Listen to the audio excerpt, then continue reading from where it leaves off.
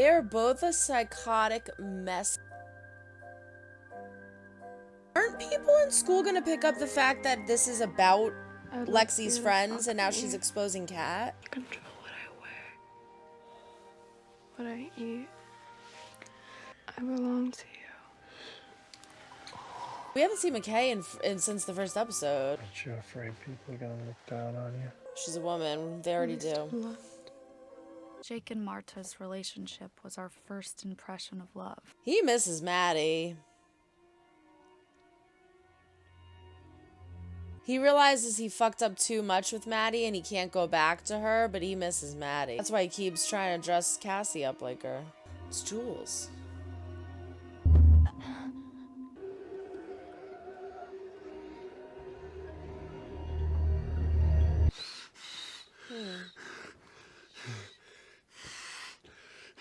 It's just a dream.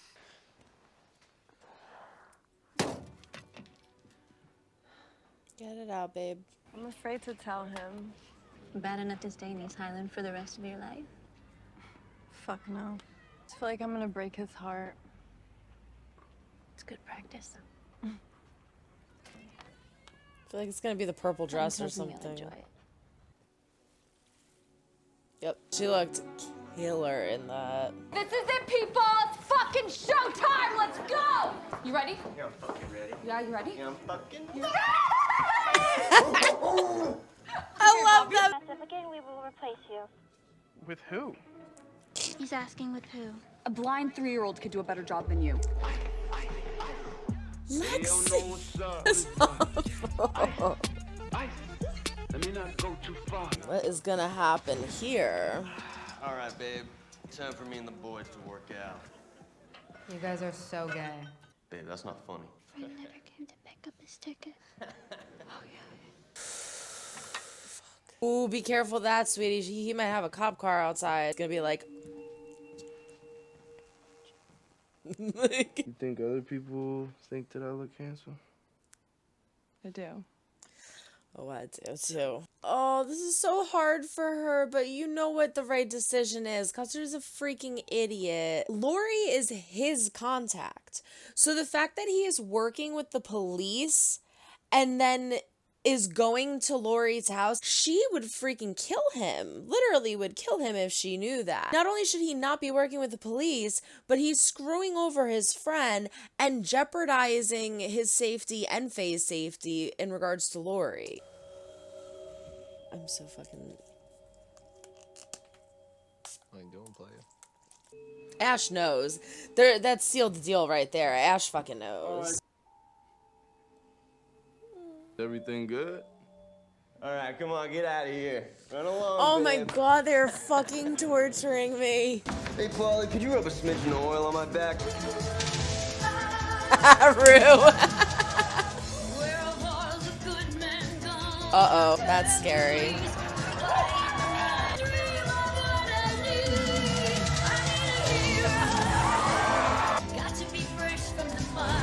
Maddie's like, I love this.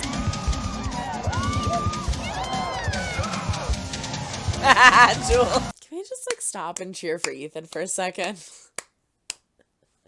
He's kicking ass in this play. As much as I love this right now, and as much as I have absolutely no fucking sympathy for that piece of shit Nate, I am afraid of how he's gonna react to this because he's scaring me.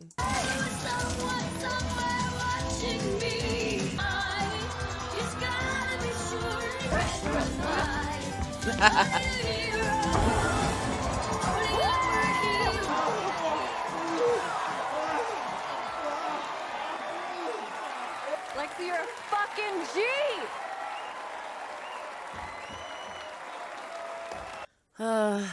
Rue. Rue's faces have been my favorite this whole time. Again, I just can't feel bad for him. I can't feel bad for him, although I do want to acknowledge how I don't think it's appropriate to ever shame anybody for their sexual preference. At the same time, I don't think Lexi knew that's what she was doing. No one knows that he is... Well, I don't think he even knows what he wants or who he is. And so regardless that he doesn't know yet or hasn't come to terms with whatever it is yet, he still mocks people that are homosexual. He still mocks people that are transgender. He still mocks people that are, you know, different from the norm in his eye. And so I think Lexi's just kind of giving him like a dose of realism, not realizing how close to heart that actually is for him. If she really knew that he was gay, we'll say, she wouldn't have did that. Why the fuck are they laughing? That shit is so fucking homophobic. Pack your shit, get the fuck out of my house. I'm fucking done. Ooh.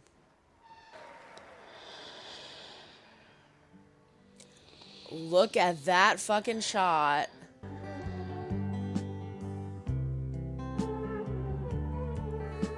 God, that was terrifying. That was scary as shit. I'm a horror movie person, and that was a scary ass fucking shot. We need more lavender for this. I'm afraid. We didn't get any closure on Fez.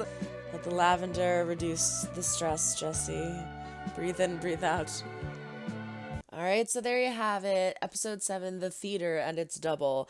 And I'm so happy it's a to be continued. It only makes sense now that I see this episode that they're not going to be able to fit the whole entire thing into one episode. There's still not only so much to cover there. As I said, episode 6 kind of had a nice little meetup recap of every single character. We met up with everybody. We have established relationships. We just have to kind of deal with those relationships now. You know what I mean? Cassie and Nate are together. Nathan and Kat broke up. Maddie's finding herself. Lexi and Fez are kind of getting together. Jules and Rue broke up. Elliot's kind of trying to figure stuff out with Jules, although it also seems like that might be on the back burner right now. And Rue's kind of trying to just process through her sobriety with the aid of her family.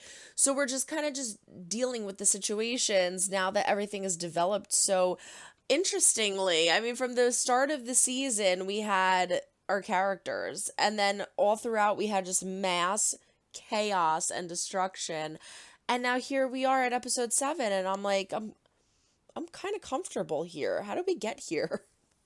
How did we get here to this such like a comfortable place with everybody except for Fez? I am so terrified for Fez, especially after seeing the promo just now. Ash definitely knows something's up. I feel like Faye, if she's smart, will tip off Fez so they know that she's not in on it. Because right now, if she doesn't say something before Custer exposes it or Ash exposes him, she's going to be included in the deception, and I don't know what they're going to do. I don't know what they can do. I hope that Ash doesn't react without realizing where the stakes are held, because he can't just kill Custer like he did Mouse. The fucking cops are watching him. So if they do that, they will be in a storm of hell. What scares me is in the promo, we saw almost like a SWAT team barging in somewhere. And we saw Fez on the floor, and it looked like he was crying. I'm scared. I am really, really scared.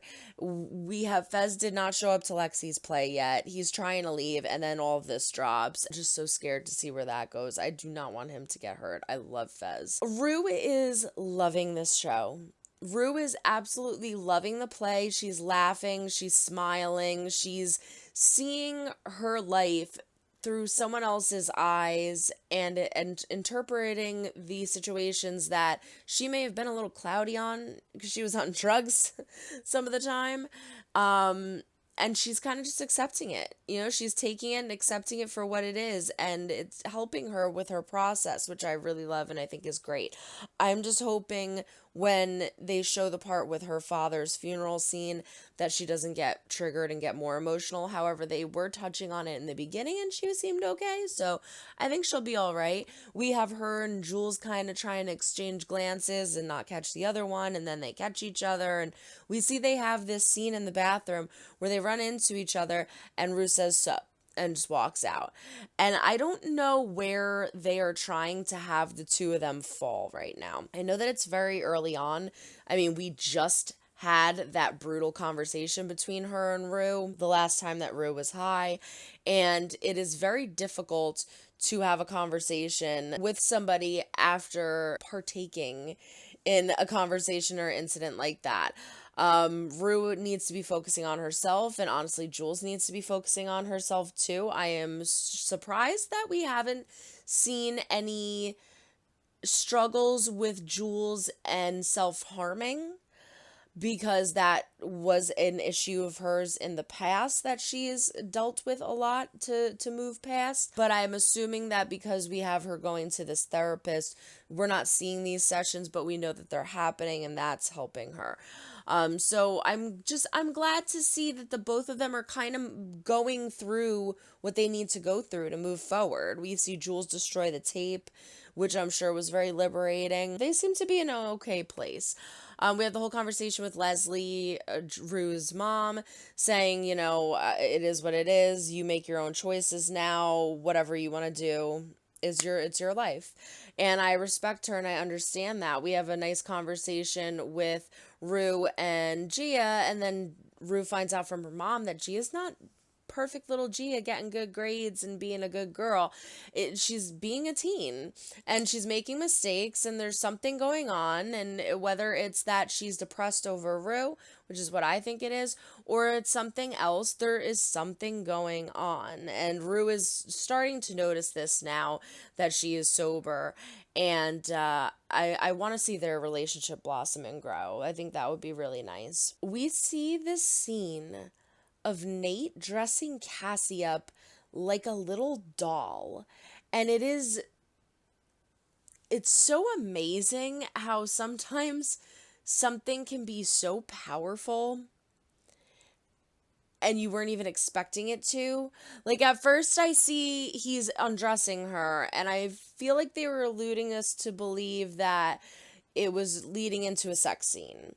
Like, oh, okay, he's getting her undressed and he's kissing her arm and stuff like that, and they're about to have sex, they're about to hook up.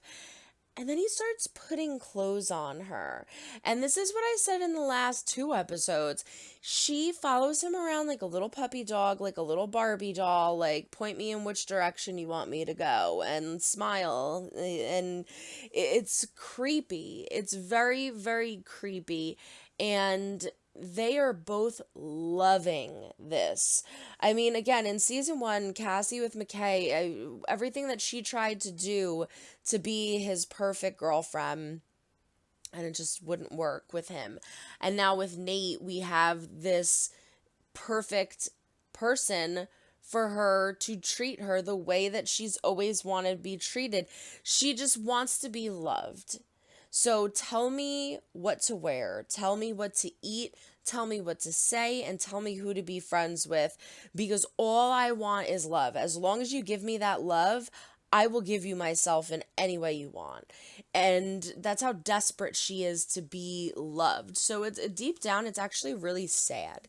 It's really, really sad that she feels that way about herself, because if those are the choices you want to make in your life, then that's your choice to make in life. But she is jeopardizing all of her friendships and her love and her sanity from everybody else that cares about her, solely to get this love from Nate, to feel this respect and satisfaction. And that's not, you can't destroy yourself as a person in order to feel whole as a person. And I feel terrible for Cassie. And that last scene, holy shit. That last scene scared the hell out of me. Her breathing on the window, what a powerful, amazing shot. I can't wait to see what she does in the next episode. Maddie gets gifted the purple dress from the babysitter mom, and I love that because she looks smashing in that purple dress. And they have a really nice relationship, a really nice conversation, and I thought there was actually going to be something else, something different going on there. I thought that they were going to hook up in the first episode that we saw her, that we met her. So I'm assuming that it's just supposed to be like a mentor kind of thing as it's been, which is nice. But I wouldn't be surprised if they kind of leave that open to develop into something more moving forward. But if not, then not. The mom. I can't remember her name, but Cassie and Lexi's mom, oh my gosh, she is freaking hysterical. She is laughing up a storm. She is crying, getting emotional. She's saying, that's me, that's supposed to be me. She's having the time of her life. She's having so much fun. I always love scenes with her. She's hysterical. Kat and Ethan broke up in the last episode. And in this episode, we have a lot of Ethan, and I absolutely fucking loved it. I thought he was amazing in all the different parts of the play that he was playing. And I thought it was interesting that we're not really getting any kind of reaction from Kat's character in regards to that. We also didn't get much out of Kat's character in the play. The only thing that we saw was her dancing for a short time with the cat mask on. And now I'm assuming that was in the play. I just don't understand why that was the only thing that they showed. And they didn't really comment on it. So it almost didn't make sense for it to even be there. Like, I guess they're thinking, like, we have to incorporate Kat's story somehow. We'll show her in the cat mask dancing, because that was the whole fucking thing in season 1, is she's doing these cam videos. But you didn't acknowledge it, and you didn't say anything about it. Like, if anything, it swiftly switched to Nate and Cassie, and I was just like, why was that there? Why was that there?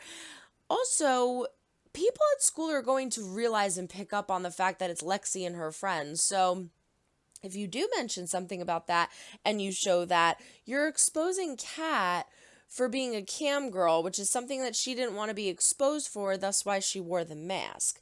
So that whole part just didn't makes sense to me. And again, the fact that she wasn't really having a reaction to seeing her ex-boyfriend, who she literally just broke up with, being in this entire play. Like, I thought we were gonna at least see like a hint on her face of like, like, oh, like I'm proud of him, he's doing good, or oh, this is embarrassing and awkward because we just broke up, or oh, I miss him, or I feel like okay. I don't know. I didn't get anything as far as a reaction. I feel like we should have or would have.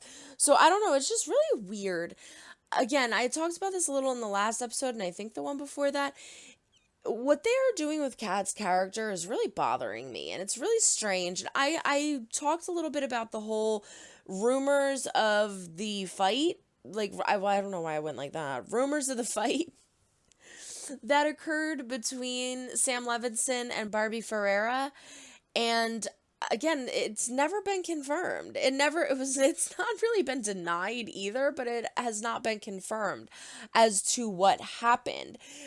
So I feel like that's almost a confirmation that it is true, because wouldn't they be like, no, that's not happening? Don't think either of them have commented on the fact that it's not true.